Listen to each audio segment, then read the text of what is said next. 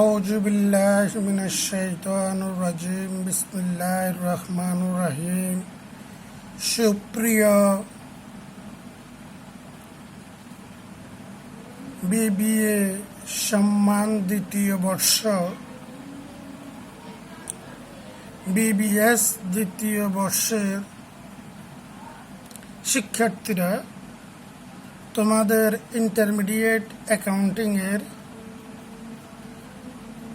Cash flow statement নিয়ে আলোচনা করেছিলাম।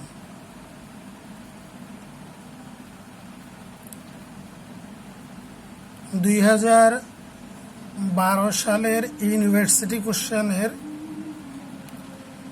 ক্যাশ ফ্লোটা নিয়ে আলোচনা করেছিলাম।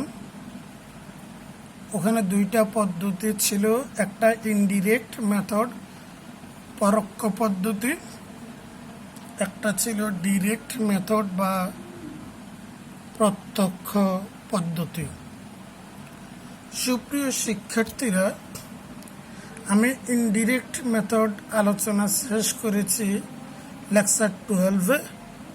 এখন লেকচার 13-এ ডিরেক্ট মেথডটা আমি আলোচনা করব। আশা করি তোমরা সাথেই থাকবে।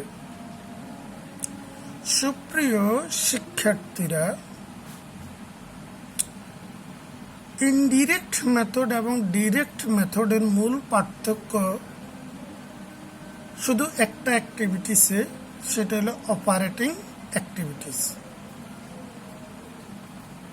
ইনভেস্টিং এবং ফাইন্যান্সিং অ্যাক্টিভিটিস ইনডিরেক্ট মেথডে যেভাবে হিসেব বা গণনা করি, ডিরেক্ট মেথডও ইনভেস্টিং এবং ফাইন্যান্সিং একইভাবে গণনা করা হয়। তাহলে মূল পার্থক্য কোন জায়গায় বললাম? মূল পার্থক্য বললাম অপারেটিং অ্যাক্টিভিটিস।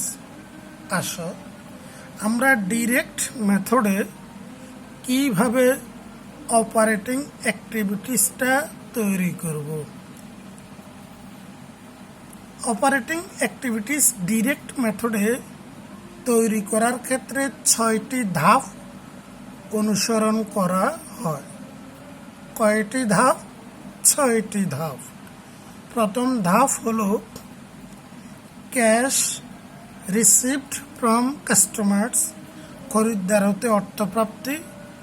দ্বিতীয় ধাপ ক্যাশ পেড টু সাপ্লায়ার্স, সরবরাহকারীদেরকে পরিশোধ। তৃতীয় ধাপ পেড ফর অপারেটিং এক্সপেন্স, পরিচালনা খরচ বাবদ পরিশোধ। চতুর্থ ধাপ পেড ফর ট্যাক্স এক্সপেন্স, কর বাবদ পরিশোধ। পঞ্চম ধাপ পেড ফর ইন্টারেস্ট এক্সপেন্স, সুদ খরচ বাবদ পরিশোধ। এবং ষষ্ঠ ধাপ রিসিভড ফ্রম ইন্টারেস্ট ইনকাম, সুদ আয় বাবদ গ্রহণ বা প্রাপ্তি। তাহলে 6টি ধাপে ভাগ করে অপারেটিং অ্যাক্টিভিটিসটা তৈরি করা হয় এবং এই জিনিসটি আমাদেরকে মনে রাখতে হবে। ফার্স্ট ওয়ান, প্রথমটা হলো রিসিভড ফ্রম কাস্টমার্স, খরিদ্দার হতে আদায়। সেলসের সাথে ওপেনিং অ্যাকাউন্ট রিসিভেবল যোগ করব, ক্লোজিং অ্যাকাউন্ট রিসিভেবল বাদ দেব।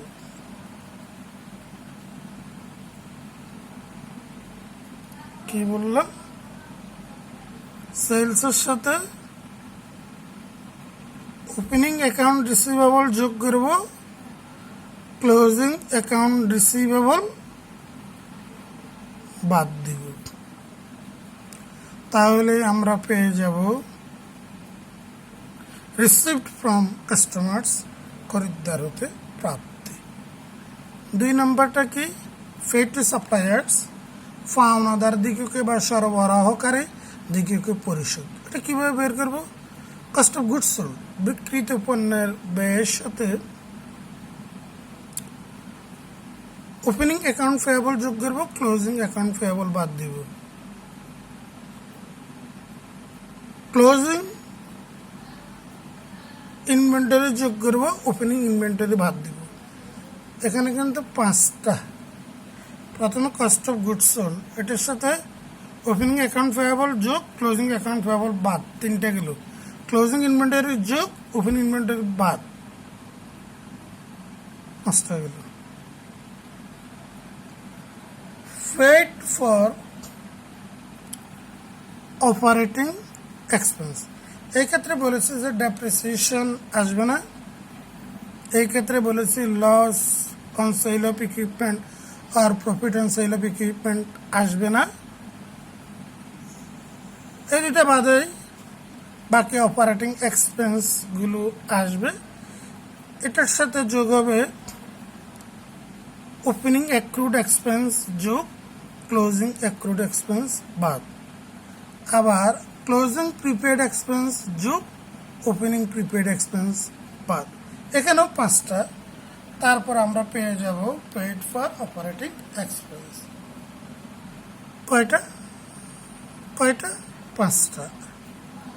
কি আসবে না? ডেপ্রিসিয়েশন আসবে না, স্থায়ী সম্পত্তি বিক্রির লাভ বা ক্ষতিটা আসবে না।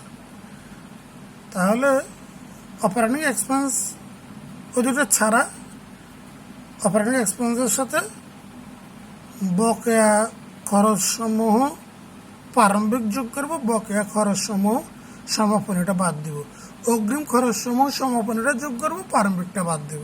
তাহলে আমরা পেয়ে যাব paid for operating expense. Paid for tax expense, এবার কর বাবদ কত টাকা পরিশোধ করলাম। ইনকাম স্টেটমেন্টে আমাদেরকে ট্যাক্স এক্সপেন্স দেওয়া থাকবে, ওটার সাথে ওপেনিং ট্যাক্স পেয়াবল যোগ করব, ক্লোজিং ট্যাক্স পেয়াবল বাদ দিব। ওটা কম্পারেটিভ ব্যালেন্স শিটে ওপেনিং ট্যাক্স পেয়াবল এবং ক্লোজিং ট্যাক্স পেয়াবল দেওয়া থাকবে। 12 সালের ট্যাক্স পেয়াবলটা ওপেনিং, ওটা যোগ করবো, আর 13 সালের ট্যাক্স পেয়াবলটা ক্লোজিং, এটা বাদ দিব। কার সাথে? ইনকাম স্টেটমেন্টে যে ট্যাক্স এক্সপেন্স দেওয়া আছে ওটার সাথে। তাহলে আমরা পেড ফর ট্যাক্স এক্সপেন্সটা পেয়ে যাব। এবার পেড ফর ইন্টারেস্ট এক্সপেন্স, সুদ খরচ বাবদ পরিশোধ। ইনকাম স্টেটমেন্টের যে ইন্টারেস্ট এক্সপেন্স দেওয়া আছে এটার সাথে কম্পারেটিভ ব্যালেন্স শিটে যে ওপেনিং ইন্টারেস্ট পেয়েবল দেওয়া আছে ওটা যোগ করবো, যে ক্লোজিং ইন্টারেস্ট পেয়েবল দেওয়া আছে সেটা বাদ দেবো। ওপেনিংটা যোগ, ক্লোজিংটা বাদ দিলেই পেড ফর ইন্টারেস্ট এক্সপেন্সটা পেয়ে যাব। এগুলো 5 ধাপ। এবার 6 নম্বর ধাপে আসছি। 6 নম্বর ধাপে হলো রিসিপ্ট ফ্রম ইন্টারেস্ট ইনকাম, সুদ হতে আয়। তাহলে ইনকাম স্টেটমেন্টে যে ইন্টারেস্ট রেভিনিউ দেওয়া থাকবে এটার সাথে opening account opening interest receivable যোগ করবো, ক্লোজিং ইন্টারেস্ট রিসিভেবল বাদ দেব, যেটা কম্পারেটিভ ব্যালেন্স শিটে দেওয়া থাকবে। ওপেনিং ইন্টারেস্ট রিসিভেবলটা যোগ, ক্লোজিং ইন্টারেস্ট রিসিভেবলটা বাদ দেব। ইন্টারেস্ট ইনকামের সাথে ওপেনিংটা যোগ, ক্লোজিংটা বাদ দিলেই রিসিপ্ট ফ্রম ইন্টারেস্ট ইনকাম আমরা পেয়ে যাব। তাহলে 6টা ধাপ। এই 6টা ধাপের যোগ বিয়োগ করে যেটাই পাবো সেটাই হবে cash flow from operating activities. ইনভেস্টিংটা সেম অ্যাজ ইনডিরেক্ট, ফাইন্যান্সিংটা সেম অ্যাজ ইনডিরেক্ট। এই তিনটার যার বের করে আমরা ওপেনিং ক্যাশ যোগ করলে ক্লোজিং ক্যাশটা কি হয়ে যাবে? বের হয়ে যাবে। সুপ্রিয় শিক্ষার্থীরা, তাহলে তোমরা আদ্যপান্ত ডিফারেন্সটা বুঝেছ। আমি কিন্তু ট্রাই করেছি। এই অঙ্কটি যদি তোমরা সেভারাল টাইমস প্র্যাকটিস করো তাহলে তোমাদের আয়ত্তে অনেক কিছুই চলে আসবে। এবং আমি যে ফর্মুলা বলেছি এই ফর্মুলা দিয়ে করলে তোমরা অধিকতর সহজ হবে এবং তোমরা তোমাদের কাজটা অঙ্কটা সম্পাদন করতে পারবে বলে আমি বিশ্বাস করি। সে পর্যন্ত তোমরা ভালো থাকবে, তোমরা সুস্থ থাকবে, সামাজিক দূরত্ব মেনে চলবে, বাড়ির আঙ্গিনা সমূহ পরিষ্কার রাখবে, নিজ স্বাস্থ্যের প্রতি খেয়াল রাখবে, প্রতিবেশীদের হক আদায়ের চেষ্টা করবে। কোনো অপূর্ণতা বা অপ্রাপ্তি থাকলেই প্রাপ্তির একদিন আসবে। একটা কথা আছে, মেঘ দেখে কেউ করিসনি ভয়, আড়ালে তার সূর্য আসে। তাহলে এই অন্ধকার সময় কেটে যাবে, একদিন আলো আসবে, সুন্দর পৃথিবীতে আমাদের পদচারণা হবে। আমরা সবাই আবার এক হব, আমরা ক্লাসে ফিরে আসব, পরস্পরের সাথে কুশলাদি বিনিময় করব, আবার প্রাণচঞ্চল ক্যাম্পাসে দেখা হবে। সেই দিনের অপেক্ষায় রইলাম। আল্লাহ হাফিজ।